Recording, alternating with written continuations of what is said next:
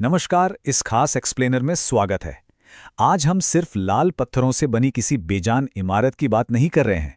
लाल किला दरअसल एक जीवित, सांस लेती हुई एक ऐसी सत्ता है जिसने इतिहास में दौलत के सबसे ऊंचे शिखर को भी देखा है और बर्बादी के सबसे खौफनाक, सबसे गहरे अंधेरों को भी महसूस किया है। चलिए इस सफर की शुरुआत करते हैं।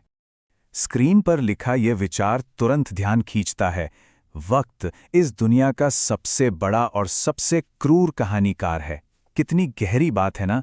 सच में समय ही वो सबसे बड़ा शहंशाह है जिसकी आंखों के सामने बड़े बड़े साम्राज्य बनते हैं, संवरते हैं और फिर एक दिन खाक में मिल जाते हैं। तो चलिए इसकी गहराई में चलते हैं। क्या हमें पता है कि इस ऐतिहासिक धरोहर का असली नाम कुछ और ही था? जी हाँ, इसका नाम था किला ए मुबारक, यानी एक भाग्यशाली या पवित्र किला। ये जो लाल दीवारों की वजह से इसे लाल किला या रेड फोर्ट कहा जाता है, ये नाम तो बहुत बाद में अंग्रेजों ने दिया था। लेकिन शुरुआत में शाहजहां ने इसे अपने सपनों के एक बिल्कुल शुभ और पवित्र दुनिया के रूप में ही सोचा था। भाग 1, किला ए मुबारक का सपना, नींव और घूंघट। ये टाइमलाइन बहुत ही शानदार तरीके से दिखाती है कि कैसे शाहजहां का यह सपना 10 सालों की कड़ी मेहनत के बाद सच हुआ। 1630 के दशक की बात है। आगरा की भीड़ और झुलसा देने वाली गर्मी से परेशान होकर नई राजधानी की तलाश शुरू हुई। फिर 1638 में यमुना के किनारे इस किले की नींव रखी गई और 1648 में उस्ताद अहमद लाहौरी की देखरेख में इसका निर्माण पूरा हुआ। एक बहुत ही दिलचस्प बात बताऊं, जब यह किला पूरी तरह से बनकर तैयार हुआ ना, तब शाहजहां दिल्ली में नहीं बल्कि काबुल में थे। अब किले के मुख्य लाहौरी दरवाजे से जुड़ी एक बहुत ही भावनात्मक कहानी है। हुआ क्या था कि सुरक्षा के लिहाज से औरंगजेब ने दरवाजे के ठीक आगे एक घुमावदार दीवार खड़ी कर दी थी। इससे किले के अंदर का सीधा नज़ारा पूरी तरह छिप गया। आगरा के किले में कैद शाहजहां ने जब ये सुना तो बहुत भारी मन से उन्होंने ये बात कही थी। उन्होंने इस दीवार की तुलना एक खूबसूरत दुल्हन के चेहरे पर घूंघट डालने से की थी। सत्ता और परिवार के बीच के तनाव का ये सच में एक बेहद मार्मिक क्षण है।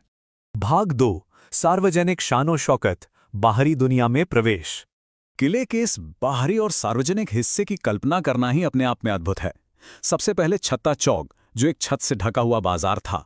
17वीं सदी में ये एक नायाब अजूबा हुआ करता था, जहां शाही महिलाओं के लिए रेशम, इत्र और कीमती पत्थरों का व्यापार होता था। उससे थोड़ा आगे बढ़ें तो नौबत खाना आता था, जहां दिन में 5 बार नगाड़े बजते थे और जब भी बादशाह तशरीफ लाते तो उनकी आमद का ऐलान पूरी दिल्ली में गूंज उठता था। और फिर आता है दीवाने आम, वो भव्य जगह जहां एक आम इंसान से लेकर बड़े बड़े लोग बादशाह के सामने अपनी फरियाद लेकर आते थे। इसी दीवाने आम में बादशाह का सफेद संगमरमर का ऊंचा सिंहासन रखा था, जिसे नशेमन ए जिल ए इलाही कहते थे।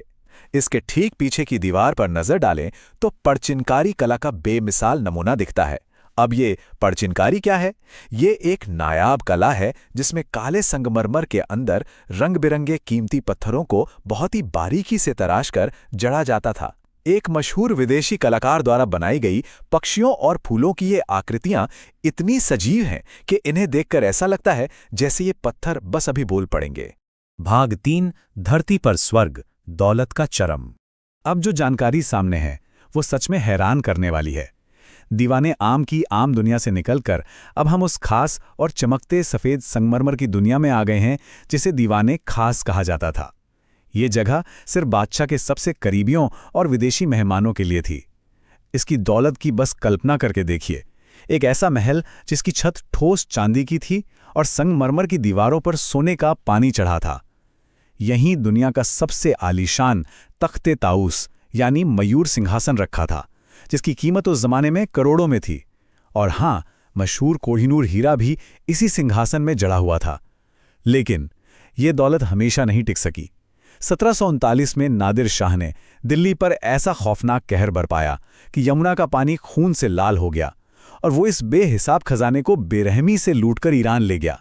दौलत भले ही लुट गई, लेकिन दीवाने खास के मेहराबों पर महान सूफी संत अमीर खुसरू की पारसी में लिखी ये मशहूर शायरी आज भी मौजूद है। अगर फिरदौस बरो ज़ुई अमीयस्त, हमीयस्त तो हमीयस्त तो हमीयस्त। इसका मतलब है अगर इस धरती पर कहीं स्वर्ग है तो वो यही है और बस यही है। ये पंक्तियां मुगलों के उस वैभवशाली चरम की स्वर्गीय सुंदरता को पूरी तरह से बयां कर देती है। भाग 4, निजी दुनिया और नहरें, नितांत निजी जन्नत। चलिए अब थोड़ा और अंदर चलते हैं और देखते हैं कि ये सब कैसे बनाया गया था। इस्लामिक वास्तुकला में बहते पानी के बिना स्वर्ग की कल्पना एकदम अधूरी है। इसी के लिए नहरे बहिश्त यानी स्वर्ग की नहर का निर्माण हुआ। यमुना के पानी को एक बेहद खास और उन्नत तकनीक से महलों के फर्श के बीच से गुजारा गया था।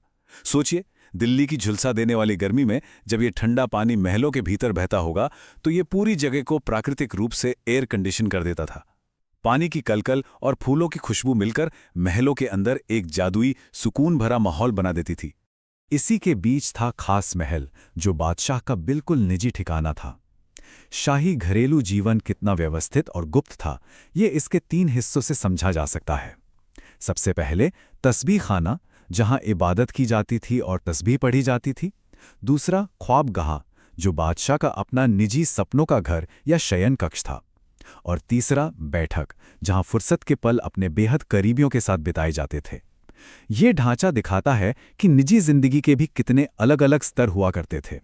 और इन्हीं महलों के आसपास कुछ बेहद खूबसूरत बाग और मंडप भी मौजूद थे, जैसे रंग महल यानी रंगों का महल, जिसकी छतों पर जड़े शीशे रात में मोमबत्तियों की रोशनी में तारों भरे आसमान की तरह चमकते थे। फिर था हयात बख्श बाग, जिसका मतलब है जिंदगी देने वाला फूलों से महकता बाग। लेकिन सबसे कमाल की चीज थे सावन और भादो नाम के 2 मंडप। हिंदू कैलेंडर के मॉनसून महीनों के नाम पर बने इन मंडपों में ऐसा जादुई सिस्टम था कि जब पानी छत से गिरता तो लगता था मानो सावन और भादो की मूसलाधार बारिश हो रही हो। शाही परिवार यहां बैठकर इस कृत्रिम बारिश का मजा लेता था। एकदम जादुई एहसास। भाग 5, साम्राज्य का दुखद अंत, सूरज का डूबना। इस बेइंतहा विलासिता से अब हम 19वीं सदी के उस दर्दनाक दौर की ओर मुड़ते हैं जब ये महान साम्राज्य अचानक ढहने लगा था। हयात बख्श बाग के पास पानी के एक तालाब के बीच लाल बलुआ पत्थर से बना एक छोटा सा मंडप है, जिसे जफर महल कहते हैं।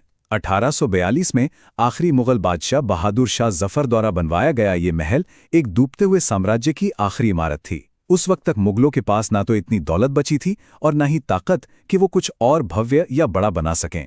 फिर आया 1857 का साल। 1857 की क्रांति के बाद अंग्रेजों के कब्जे ने लाल किले की पूरी तस्वीर ही बदल कर रख दी। जहां कभी मुगलों की नाजुक रेशमी नक्काशी, बहते फव्वारे और जादुई महताब बाग हुआ करते थे, अंग्रेजों ने वहां अपनी सेना के लिए लाल ईंटों वाली नीरस और भत्ती इमारतें खड़ी कर दी। लगभग 80% शाही महलों को उजाड़ दिया गया। यहां तक कि उस खूबसूरत रंग महल को भी सेना की रसोई में तब्दील कर दिया गया, जिससे उसकी दीवारें पूरी तरह काली पड़ गईं। एकदम खौफनाक बदलाव। और ये शायद इतिहास की सबसे बड़ी और दिल तोड़ देने वाली विडंबना थी। दीवाने खास, वो जगह जहां बैठकर कभी पुरखे पूरी दुनिया पर हुकूमत करते थे, उसी जगह को अंग्रेजों ने एक अदालत में बदल दिया। और इसी अदालत में 82 साल के आखिरी बादशाह बहादुर शाह जफर पर अपने ही देश में देशद्रोही होने का मुकदमा चलाया गया। मुकदमे के बाद सजा के तौर पर जफर को रंगून निर्वासित कर दिया गया, जहां एक सीलन भरी अंधेरी कोठरी में उन्होंने अपनी आखिरी सांस ली। स्क्रीन पर मौजूद उनकी ये अमर पंक्तियां उनके दिल के उस गहरे दर्द को बयां करती हैं। कितना है बदनसीब जफर, दफन के लिए 2 गज जमीन भी न मिली कुएं यार में। एक बादशाह जिसके पुरखों ने इस वतन पर सदियों राज किया, उसे मरने के बाद दफनाने के लिए अपने ही पुश्तैनी घर में 2 गज जमीन भी नसीब नहीं हुई।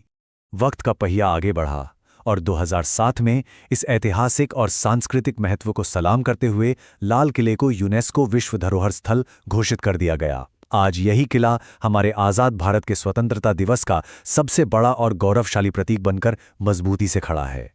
इन सारी ऐतिहासिक घटनाओं के पन्नों को पलटने के बाद मन में एक गहरा सवाल जरूर उठता है। क्या ये किला सिर्फ लाल पत्थरों से बना एक स्मारक है, या फिर ये खुद समय की वो खामोश डायरी है जिसने दौलत के आसमान और बर्बादी के समंदर दोनों को अपने पन्नों में समेटा हुआ है? ये सोचना वाकई दिलचस्प है कि वक्त से बड़ा कोई कहानीकार नहीं होता। इस एक्सप्लेनर से जुड़ने के लिए बहुत बहुत धन्यवाद।